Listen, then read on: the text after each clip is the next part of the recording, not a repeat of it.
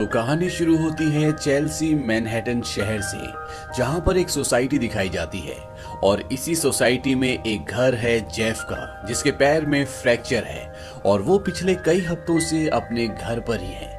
वो दिन भर घर पर बोर होता रहता है, इसीलिए खिड़की के पास बैठा रहता है। उसकी खिड़की से कई और घर दिखते हैं। दरअसल यहाँ पर गर्मी बहुत ज्यादा होती है, इसलिए लोग हमेशा अपने घरों की खिड़कियों को खुला रखते हैं।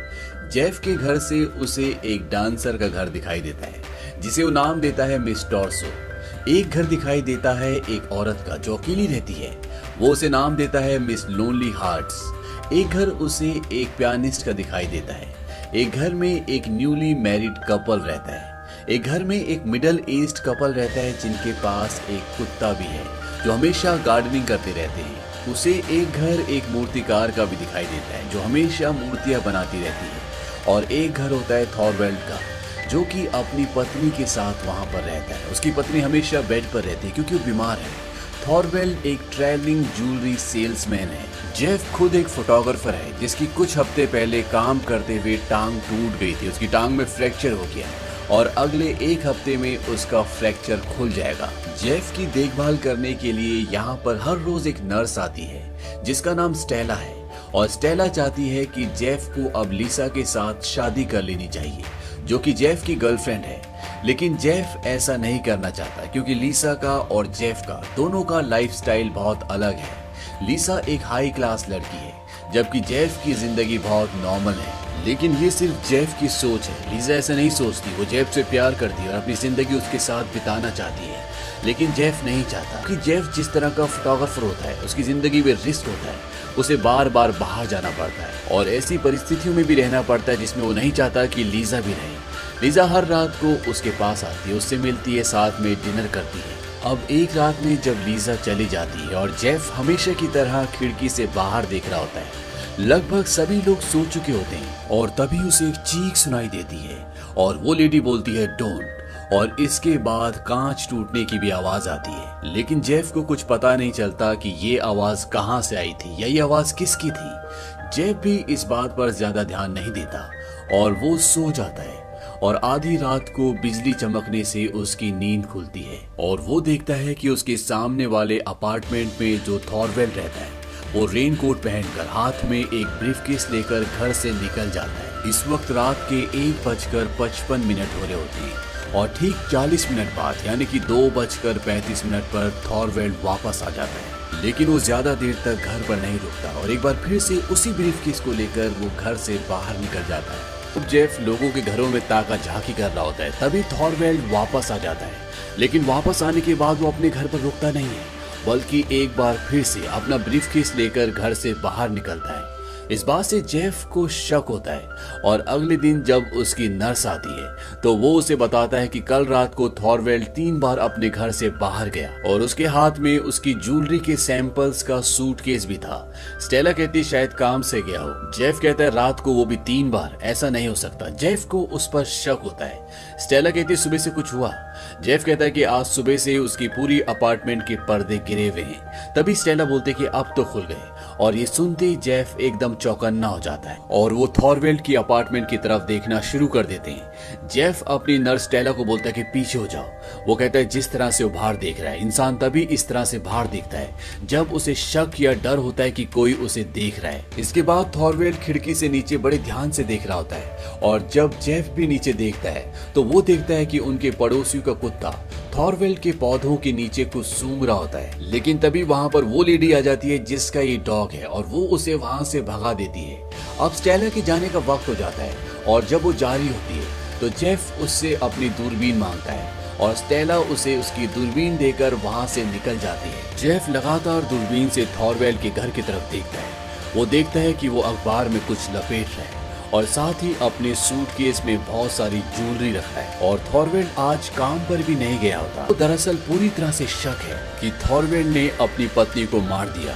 वो लीसा को कहता है कि आज वो सिर्फ व्हाइट कलर की सैंडो पहनकर बाहर निकल गया और जब वो लीसा से बात ही कर रहा होता है कि थॉरवेल्ड वापस आ जाता है। उसके हाथ में एक रस्सी होती है और अब वो अपनी पत्नी के कमरे में भी जाता है। लेकिन वो खिड़कियां नहीं खोलता। और जब जेफ दूरबीन से ये सब कुछ देख रहा होता है तभी लिसा उस पर गुस्सा हो जाती है। वो कहती है कि इस तरह से किसी के घर में दूरबीन से झांकना और मन गढ़ंत कहानियां बनाना ये सब गलत बात है। जेफ कहता है कि मैं जानबूझकर नहीं कर रहा। उस आदमी की पत्नी बीमार है और आज सुबह से ना तो वो खुद उसके कमरे में गया और ना ही कोई उसे देखने के लिए गया, इसीलिए मुझे शक है। और साथ ही साथ कोई भी आदमी अपने घर में रस्सी, आरी, छुरे ये सब लेकर नहीं आता, जो कि मैंने देखा है। अब ये दोनों जब बहस कर ही रहे होते हैं तभी दिखाते हैं कि थॉरवेल्ड के कमरे के बाहर वो एक बहुत बड़ा लकड़ी का संदूक लेकर आता है। और ये देखने के बाद लिसा को भी शक हो जाता है कि जरूर कुछ ना कुछ गड़बड़ है।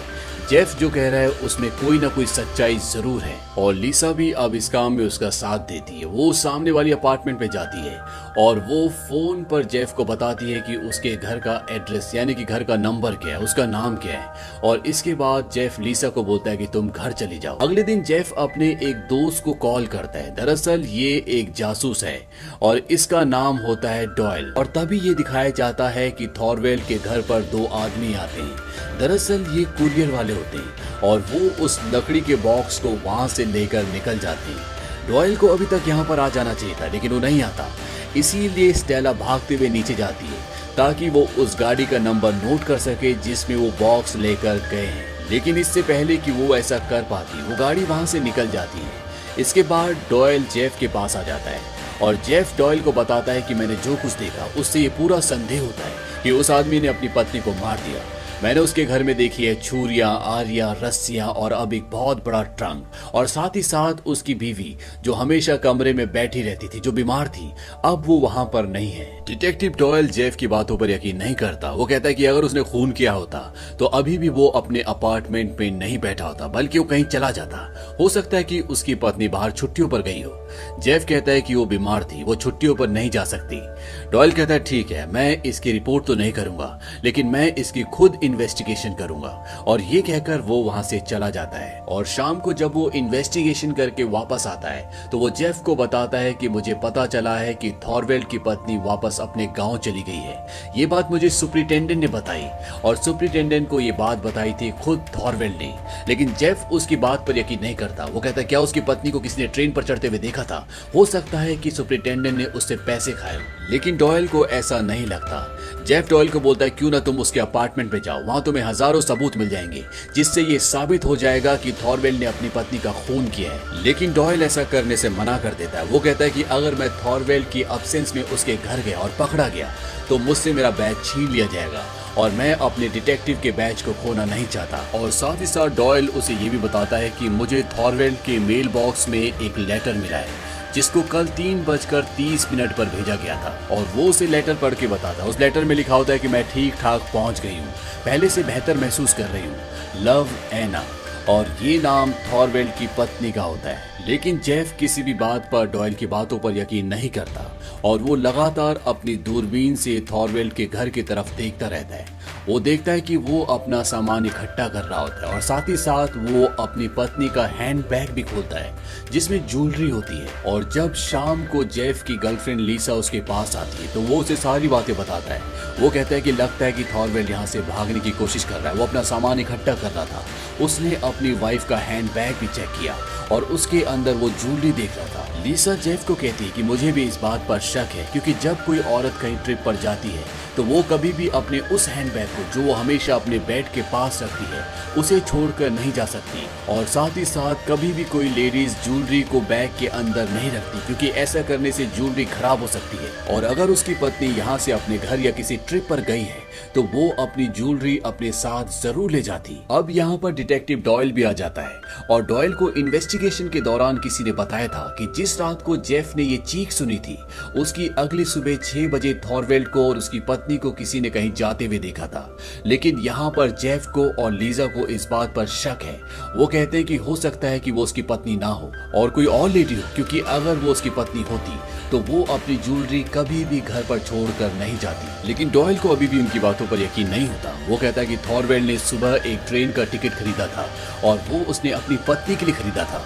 और वो लकड़ी का बक्सा जिसके बारे में तुम मुझे बता रहे थे, मैंने उसे भी चेक किया, उसमें थॉरवेल्ड की पत्नी के बहुत सारे कपड़े थे। और इस बात से ये पता चलता है कि थॉरवेल्ड की पत्नी अपने घर गई है।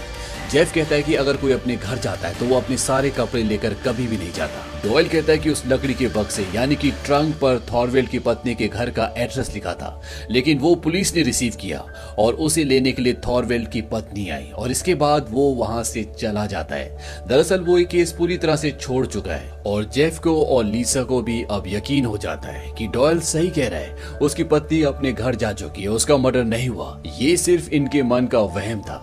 इसके बाद ये दोनों आपस में बातें करना शुरू कर देते हैं और तभी वहां पर किसी औरत के रोने की आवाज आती है और जब ये अपनी खिड़की के कर्टन्स ऊपर करते हैं तो ये देखते हैं कि उनके पड़ोस में रहने वाली औरत के कुत्ते को किसी ने मार दिया होता है और इसीलिए वो रो रही होती है और उसके रोने की आवाज से सभी लोग अपनी बालकनी में आते हैं सिवाय एक की, और वो होता है थॉरवेल्ड, जबकि वो उस वक्त अपने अपार्टमेंट में होता है।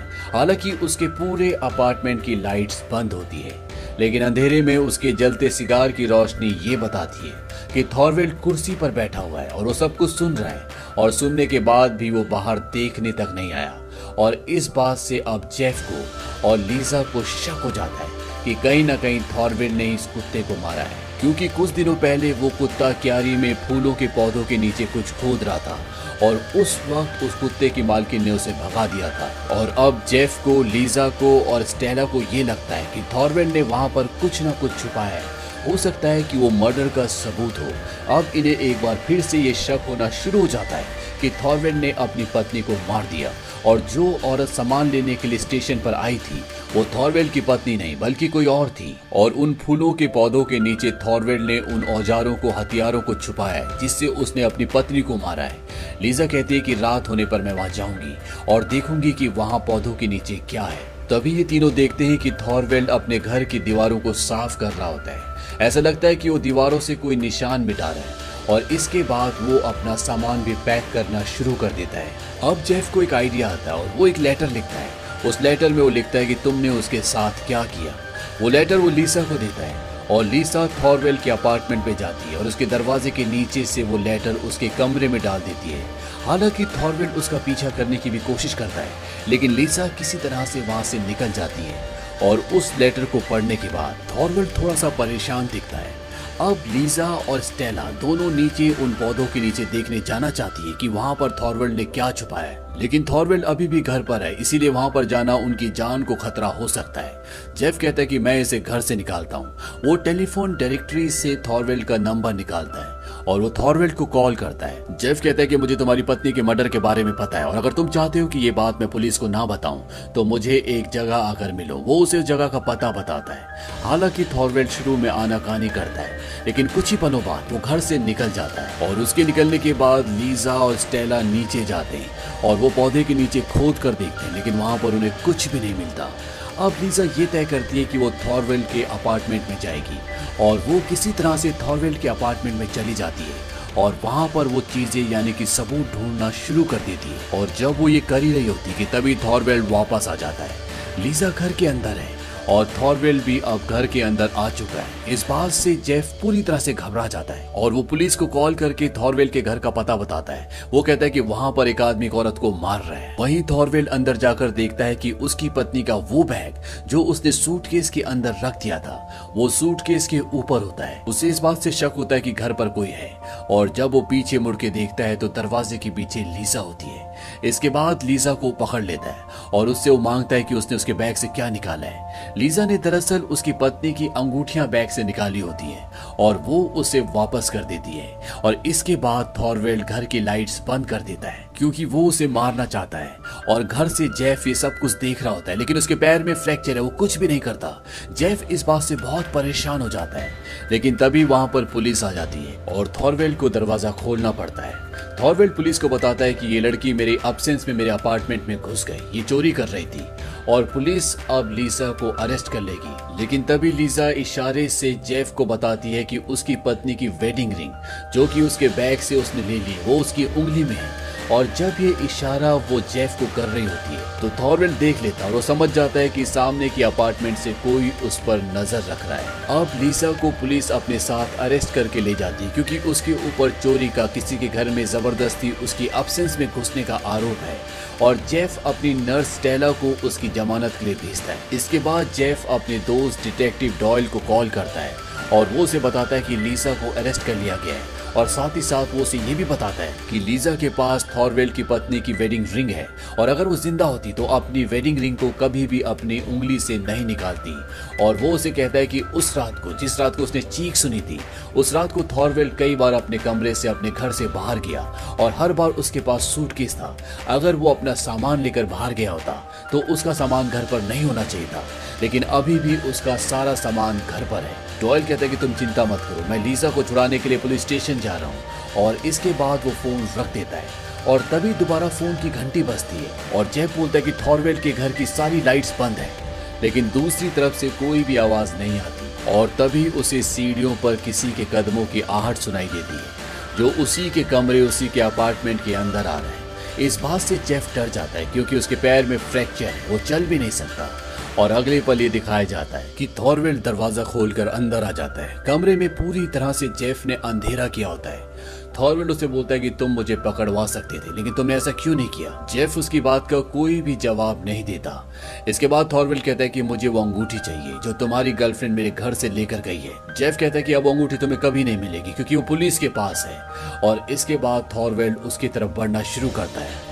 जेफ के पास जो कैमरा होता है उसका फ्लैश बहुत तेज होता है। वो कई बार उस फ्लैश को चमकाता है जिससे थॉरवेल्ड को उसे पकड़ने में, उस तक पहुंचने में थोड़ा टाइम लगता है। और तभी सामने थॉरवेल्ड की फ्लैट में ये दिखाया जाता है कि वहां पर लीसा, डिटेक्टिव डॉयल और पुलिस पहुंच गई है क्योंकि उन्हें समझ में आ चुका है कि थॉरवेल्ड ने अपनी पत्नी का कत्ल किया है। लेकिन थॉरवेल्ड यहाँ जेफ की फ्लैट में होता है। वो उसे मारना चाहता है, उसका गला दबाना शुरू कर देता है, लेकिन लीसा ये दूर से देख लेती है। वो समझ जाती है कि थॉरवेल्ड वहां पर है और ये सब के सब अब जेफ के फ्लैट की तरफ भागते हैं। थॉरवेल्ड जेफ को उसके फ्लैट से नीचे लटका देता है। वो उसे वहां से गिराकर मारना चाहता है, लेकिन तब तक वहां पर पुलिस पहुंच जाती है और वो थॉरवेल्ड को अरेस्ट कर लेती है। लेकिन इससे पहले कि वो जेफ को ऊपर खींचती, जेफ नीचे गिर जाता है। लेकिन नीचे कुछ पुलिस वाले होते हैं, इसीलिए उसे चोट तो लगती है लेकिन उसकी जान बच जाती है। थॉरवेल्ड अपने गुनाह को कबूल कर लेता है। उसी ने अपनी पत्नी का कत्ल किया था और कुत्ते को भी उसी ने मारा था क्योंकि जहां पर उसने सबूत छुपाए थे, कुत्ता बार बार जाकर उसी जगह अपने पंजों से खुदाई कर रहा था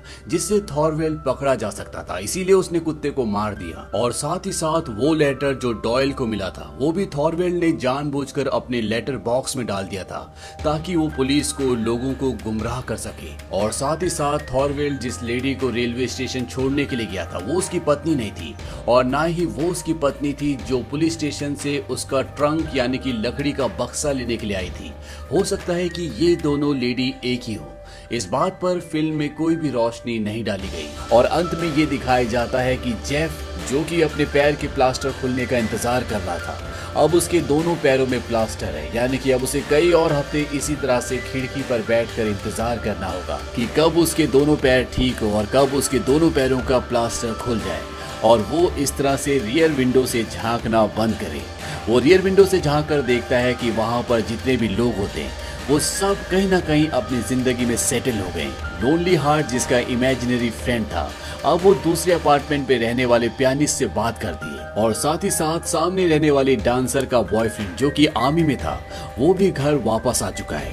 और थॉरवेल्ड ने जिनकी डॉग को मारा था उन्होंने अब एक नया डॉग ले लिया है और लीसा, उसकी गर्लफ्रेंड, उसके सामने बैठकर एक मैगजीन पढ़ रही होती है। इस मैगजीन का नाम होता है बियॉन्ड द हाई हिमालयाज। दरअसल वो जेफ को ये जताना चाहती है कि उसे इस तरह की जगहों पर इंटरेस्ट है क्योंकि जेफ को इस तरह की जगहों पर फोटोग्राफी करने के लिए जाना होता है।